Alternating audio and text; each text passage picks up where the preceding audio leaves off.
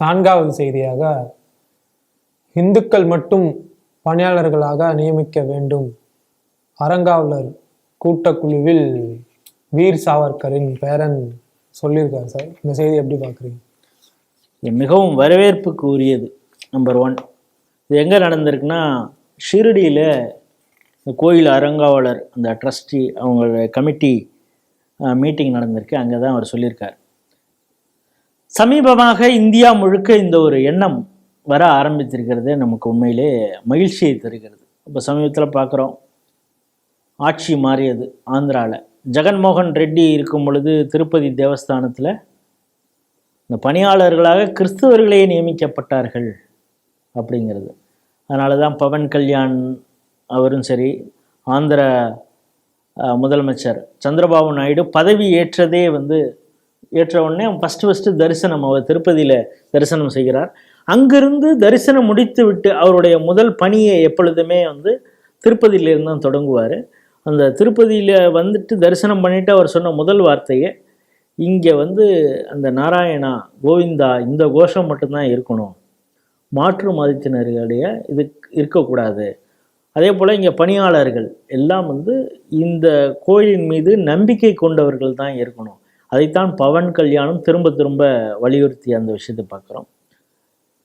ஜெகன்மோகன் ஆட்சியில் பலர் கிறிஸ்துவமயமாகி விட்டது அந்த தேவஸ்தானமே அப்படிங்கிற ஒரு குற்றச்சாட்டெல்லாம் சொன்னாங்க. இன்னும் சொல்லப்போனால் திருப்பதியை சுற்றி பல இடங்களில் சர்ச்சு புதுசாக வந்ததாக இருக்கட்டும், பல கட்டிடங்கள் வியாபார ஸ்தலங்கள்லாம் கிறிஸ்தவர்கள் புதுசாக கட்டின அந்த விஷயங்கள்லாம் கூட சொன்னாங்க. அதற்கு காரணம் அங்கே அப்போது இருந்த அரசு அவர்களுக்கு ஆதரவாக இருந்தது அப்படிங்கிறது. அதே போல் ஒவ்வொரு இடத்துலையும் இப்போ கேரளா பார்க்குறோம், அங்கு வேறு விதமாக சபரிமலையில் அங்கே பிரசாதமே அலால் செய்யப்பட்ட உணவே அங்கே இருந்தது. அதாவது அந்த அரவண பிரசாதம் செய்யக்கூடிய ஜாகிரி, இந்த வெல்லம் அந்த இருக்கு இல்லையா, அதுவே அலால் சர்டிஃபிகேட் பெறப்பட்ட அந்த பொருளை ப்ரொக்யூர் பண்ணியிருந்தாங்கன்னு அது சம்மந்தமாக நம்ம ஸ்டேட் டிவிலே பேசியிருக்கிறோம். அது மிகப்பெரிய அளவிலே வைரலானது. அதே போல் இங்கே தமிழகத்திலே கூட ஒரு சில கோயிலில் குறிப்பாக அந்த விபூதி வைக்கக்கூடிய அந்த பொட்டலத்தில் கிறிஸ்துவ பிரச்சாரம் தாங்கிய அந்த சிம்பல்லாம் அதில் இருந்தது அப்படிங்கிறத பார்க்குறோம். மாற்று மதத்தினர் சார்ந்தவர்கள் இந்து கோயிலில் திருமணம் செய்யக்கூடிய அந்த நிகழ்வுகள்லாம் நடந்தது. அது தடுத்து நிறுத்தப்பட்டது போராட்டங்களுக்கு பிறகு அப்படிங்கலாம் பார்க்குறோம். ஸோ தமிழகத்திலே இந்த விஷயங்கள் இருக்குது. திருநெல்வேலியில் பார்த்திங்கன்னா நெல்லையப்பர் கோயில், அதை சுற்றி பல கோயில் இடங்கள் அது ஃபஸ்ட்டு வாடகைக்கு எடுத்தது, அந்த ஏலம் எடுத்தது இந்துவாக இருந்தாலும் அதுக்கு மேல் வாடகை விட்டுருக்கிறது பல பேர் மாற்று மதத்தினர் சார்ந்தவங்க அதை வச்சுட்டு அதை நடத்துகிறாங்க அப்படிங்கிற குற்றச்சாட்டு அதிகமாக இருக்கிறது. அங்கே திருநெல்வேலியில் மட்டும் இல்லை, பெரும்பாலான பழனியில் கூட அது மாதிரி இருக்குது அப்படின்னு சொல்கிறோம். இது போன்ற பல விஷயங்கள் கோயிலை சுற்றி இருக்கக்கூடிய அந்த பிரசாத ஸ்டாலாக இருக்கட்டும், இல்லை பூஜை பொருட்களை விற்கக்கூடிய இடங்களாக இருக்கட்டும், கோயிலுக்கு அருகாமையிலே மாற்று மதத்தினர்கள் அவங்களுக்கு கோயில் சம்பந்தப்பட்ட அந்த கடைகள் அவங்க ஏலம் எடுத்து நடத்தக்கூடியது, இதெல்லாம் செக்குலருங்கிற பேரில் இது பண்ணுறதுங்கிறத நம்ம பார்த்துருக்கோம். இப்போ சமீபத்தில் பார்த்தோம், உத்தரப்பிரதேசில் கன்வார் யாத்திரையில் இது பெரிய யாத்திரை நடக்குது. பல பேர் உபவாசம் இருந்துட்டு அவங்க கால்நடையாக வராங்க. அவங்க சைவ உணவு தான் சாப்பிடுவாங்க. ஆனால் பல இடங்களில் இந்து பெயர் தாங்கி ஆனால் மாற்று மதத்தினர் கடை வச்சுருக்காங்க. அங்கே விற்கக்கூடிய பொருட்கள் என்ன, சாப்பாட்டு உணவு எப்படி வச்சுருக்கிறாங்க அப்படிங்கிற சந்தேகம் இருக்குது. அதனால் ஓனர் பேரை டிஸ்பிளேயில் வைக்கணும் அப்படின்னு சொல்கிறப்ப அப்படியெல்லாம் முடியாது அப்படின்னு சொல்லி, அப்போனா அதுலேருந்து என்ன தெரியுது, மாற்று மதத்தினர் அங்கே நிறைய பேர் அந்த திருவிழாவில் கடை போடுறாங்கிறது. அவர்களுக்கு ஆதரவாக செக்குலர் பேசக்கூடிய அரசியல் கட்சிகள்லாம் ஆதரித்த பொழுது ரொம்ப ஸ்ட்ரிக்டாக யோகி அரசு அதை கடைபிடிச்சது. இதுக்கு எதிராக அரசியல் கட்சிகள்லாம் குரல் கொடுத்த பொழுது காங்கிரஸ் கட்சியை சார்ந்து அவங்க தான் ஆட்சி பண்ணாங்க இமாச்சல் பிரதேச.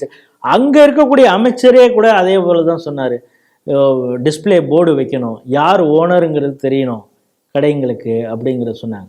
இது என்னென்னா, இந்த விழிப்புணர்வு ஒவ்வொரு மாநிலத்தில், ஆந்திராவில் வந்துருச்சு, உத்தரப்பிரதேசில் ஆல்ரெடி இருக்குது, அஸ்ஸாமில் ஆரம்பிச்சிட்டாங்க, இமாச்சல் பிரதேசில் ஆரம்பிச்சிட்டாங்க, இப்பொழுது மகாராஷ்டிராவில் ஏற்கனவே இருந்த உத்தவ் என்சிபி காங்கிரஸ் கூட்டணியில் எப்படி இருந்ததுன்னு பார்க்குறோம். அங்கே 2 துறவிகள் அடிச்சே கொல்லப்பட்ட அந்த ஒரு ஆட்சி இருந்தது. இப்பொழுது பாஜகவுடைய ஆட்சி வந்திருக்கு. அதன் முகாந்திரமாக என்னன்னு தெரியல. இப்பொழுது அங்கும் இதே போன்ற ஒரு குரல் ஒலித்திருக்கு. அந்த குரல் ஒலித்தது யாருடைய குரல் அப்படின்னா வீர் சாவர்கருடைய பேரன் ரஞ்சித் சாவர்கர் தான் இதை சொல்லியிருக்கிறார். கோயில் அது சம்பந்தப்பட்ட பணியாளர்கள்லாம் இந்துக்களாக இருக்க வேண்டும். அதை விட அவர் என்ன சொல்கிறாருன்னா, இஸ்லாமியர்கள் எப்படி அலால் சர்டிஃபிகேஷனை வலியுறுத்துகிறாங்களோ அதே போல் இந்த கோயிலை சுற்றி இருக்கக்கூடிய கடைகள் எல்லாம் ஓம் சர்டிஃபிகேஷன், இதெல்லாம் இந்து கடைகள் தான் அப்படிங்கிறது மாதிரி ஒரு சர்டிஃபிகேஷன் வாங்கணும், அதை நாம் வலியுறுத்த வேண்டும் அப்படிங்கிற ஒரு விஷயத்தையும் அவர் பதிவு பண்ணியிருக்கிறாரு. அது மிகவும் பாராட்டத்தக்கது. பார்க்குறோம், பல மசூதிகள் இருக்குது, சர்ச் இருக்குது. அவங்க யாருக்கு வாடகைக்கு கொடுக்குறாங்கன்னு தெரியும். அவங்க மத சம்பந்தப்பட்ட ஆட்களுக்கு மட்டும்தான், மாற்று மதத்தினு கொடுக்க மாட்டாங்க. அதனால தான் திடீர்னு அவங்க இப்போ ஒரு சாலை வழியாக போகக்கூடிய ஒரு இடத்துல மாஸ்க் கட்டியிருப்பாங்க. பாரம்பரியமாக போன திருவிழாக்கு ஊர்வலம் போகிறதே அவங்க இப்பொழுது தடை வேணும்னு கேட்குறவங்க அந்த மாஸ்க்கு அது சம்மந்தப்பட்ட இடங்களில் வியாபார இடங்களில் வேற்று மதத்தினருக்கு கொடுப்பாங்களா? ஏன்னா இங்கே இருந்தான்னா அவன் மாற்று மதத்தினர், குறிப்பாக இந்துவுக்கு கடை கொடுத்தான்னு வச்சுங்க, அவன் சாமி படம்லாம் வச்சுட்டு பூஜை பண்ணுவான், வெள்ளிக்கிழமைனா கற்பூராத்தி காட்டுவான், சாம்பிராணி போடுவான், விளக்கு ஏற்றுவான். இதெல்லாம் அவங்களால ஏற்றுக்க முடியாதுல்ல. அதனால் அவங்க ரொம்ப தெளிவாக இருக்காங்க, மாற்று மதத்தினர் கொடுக்காங்க. ஆனால் நாம் நம்முடைய கோயில் அதை சார்ந்த வியாபார ஸ்தாபனங்களுக்கெல்லாம் ஏலமாக மாற்று மதத்தினர் கொடுத்து விடுகிறோம்.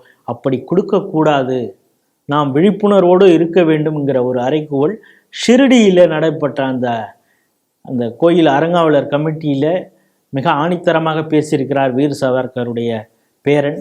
அவருக்கு நம்முடைய பாராட்டுதல்கள். இதை எல்லா மாநிலங்களும் கடைபிடிக்க வேண்டும் அப்படிங்கிறது தான் நம்முடைய பார்வை.